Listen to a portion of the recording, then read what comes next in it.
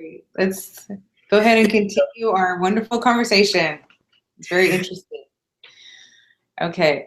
Um, let's see where we left off. And thank you for all of that information about bootstraps. I know everybody who watches this video is really going to appreciate all of that information. Everybody loves that book.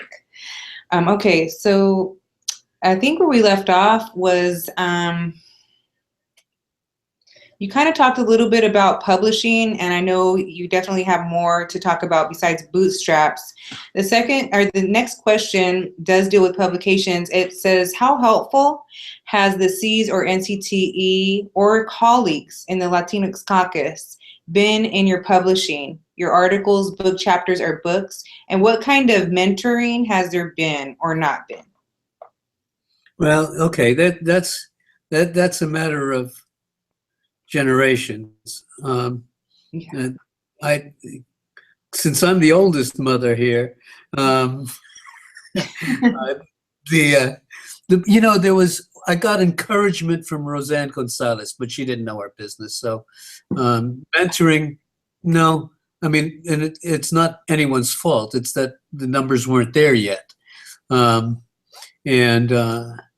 it's been kind of the reverse, where I've helped out a lot of our folks and many others. And it's what I enjoy doing. In terms of NCTE and 4Cs, I'm not sure why, but, back when Boots was first proposed, there was some resistance to it by the editorial board. But the editorial board also included Keith Gilliard. And I think he had more to do with convincing the editorial board to go with Boots than anyone. And then he was chair of C's right after I was. I mean, we worked together for a while too. He's a phenomenally smart man. But I just realized what I just said. Not because he supported Boots. He just is a smart guy. But yeah, but at the time that I proposed Boots, the editor for NCTE was Michael Spooner, and he has been a support. And I even thanked him at one point. He said, "No, we both took advantage of it," but he has been a great supporter of my work ever since. We've got a quarter century working together now. He did Boots. He was the one who first took up Crosstalk. The latest book I have with Bob Eddy on Language and Power Reader. I couldn't remember the damn name. Isn't that nice? It's such a nice problem. So many books I can't remember their titles. So I got support, a lot of great support from the NCTE people.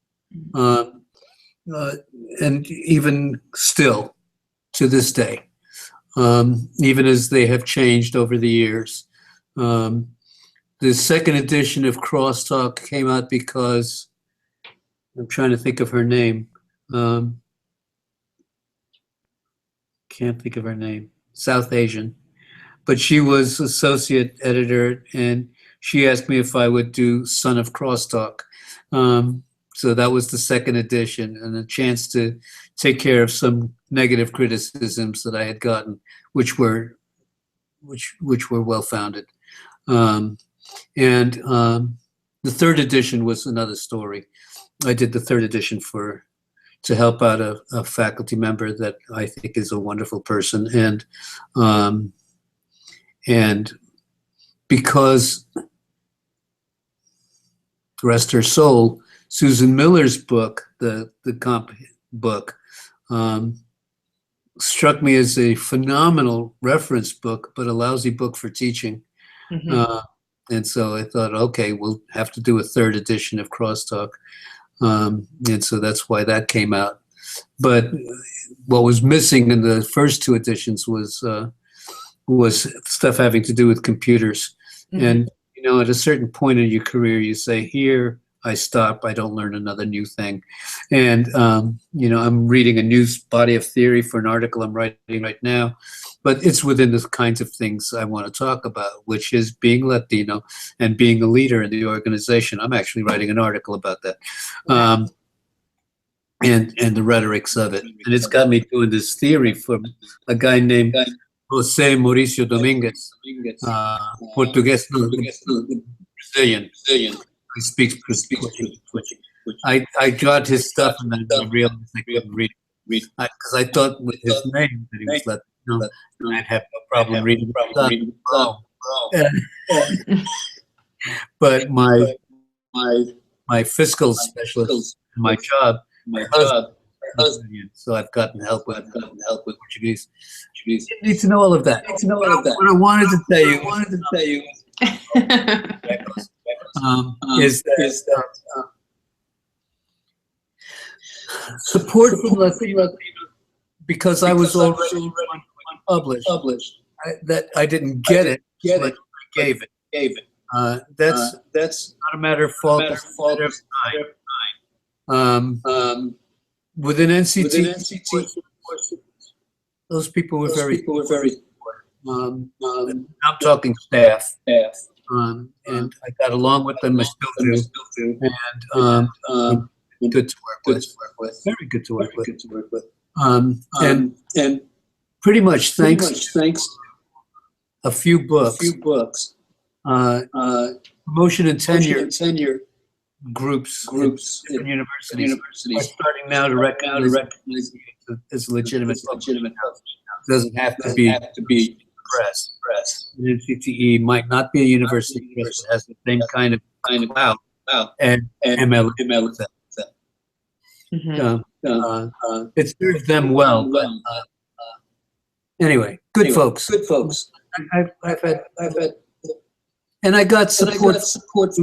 The idea trying to get across. John Trimber was easily helpful early on when I didn't know what I was doing. Lester Faglio. Ann Gear was there for courage, but does something else. And I'm not. But that's I actually learned how to mentor from the way I was meant by the white folks in this business. Okay, thank you. Sure. I get to give myself right. Exactly. Okay, we have about 2 more questions, and some of your voice is cutting off a little bit, but hopefully we'll be able to hear you nice and clear for the last 2 questions.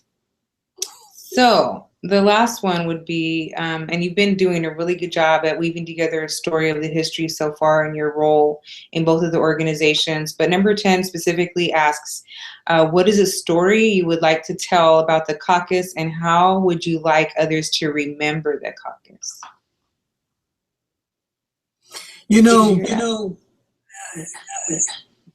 Okay, so we're a supportive but we're also a phenomenally happy group. For all of us, we have stuff to be angry about. We voice anger. We have to be political about, especially against the NCT and 4C's authorities. Most recent. But for all of that, we have fun. We take what we do seriously, not ourselves seriously. It's been such a phenomenally wonderful community to be a part of. At first, it was Chris and Roseanne, and Gail Powell, like I said, is still a friend. I'll be talking to her in about 2 hours. Gone to visit her to watch.